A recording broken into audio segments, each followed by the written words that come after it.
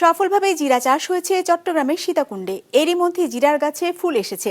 সংশ্লিষ্টরা বলছেন কিছুদিনের মধ্যেই আসবে ফলন। রবিউল টিপুর ক্যামেরায় নাজমুল সাদেকের রিপোর্ট।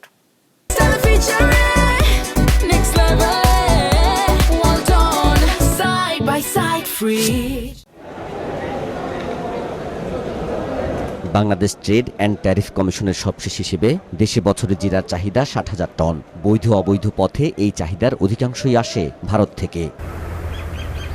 দেশে জিরার উৎপাদন ছিল না এতদিন। এবার এই অর্থকরী ফসল চাষ হচ্ছে চট্টগ্রামের সীতাকুণ্ডে। প্রথমবারের মতো জিরা চাষের উদ্যোগ নিয়েছেন দুই কৃষক। আমাদের যেহেতু ফুল চলে আসছে, আমাদের ফলও কিন্তু এখানে দেখা যাচ্ছে, তো আমরা আশা করছি উপযুক্ত সময়ের মধ্যে আমরা এটা হারভেস্ট করতে পারবো, আর ইনশাল্লাহ আমরা এটাতে সফল হব। জিরাতে ফুল আসলো কিনা, পোকামাকড়ের কি অবস্থা, রোগবালাইয়ের কি অবস্থা, এগুলি এসে আমরা প্রত্যেকদিন এগুলি মনিটরিং করে যাই। যেহেতু এটা ফুল আসছে, ফুলের নিচে দিকেই জিরাটা আসে, তো আর কিছুদিন আমরা মনিটরিংয়ে রেখে এটা যখন পাকা অবস্থা শুরু হবে তখন আমরা এটা হারভেস্ট করব। জিরা চাষে বীজ বপন থেকে ফসল সংগ্রহ পর্যন্ত প্রায় ৯০ থেকে ১২০ দিন সময় লাগে। এই মশলা চাষে আগ্রহী কৃষকদের সব ধরনের সহায়তা দেওয়া হচ্ছে বলছে কৃষি বিভাগ। দেশের আবহাওয়ার সাথে জিরাকে খাপ খাইয়ে নেওয়ার জন্য গবেষণা কার্যক্রম চলমান ছিল।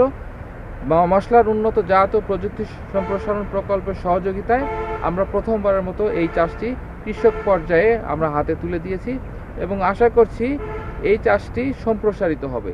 বিশ্বে সবচেয়ে বেশি জিরা উৎপাদিত হয় ভারত, তুরস্ক, সিরিয়া, ইরান ও আফগানিস্তানে। দেশে জিরার আবাদ বাড়াতে পারলে প্রচুর পরিমাণ বৈদেশিক মুদ্রা সাশ্রয় সম্ভব হবে। নাজমুল সাদেকি, বিজনেস রিপোর্ট, মাছরাঙ্গা টেলিভিশন।